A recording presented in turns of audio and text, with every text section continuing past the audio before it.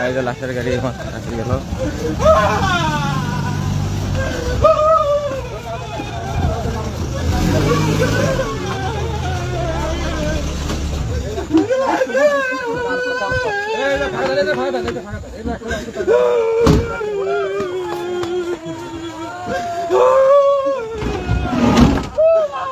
মাত্র লাশের গাড়ি আসে গেল দেখেন।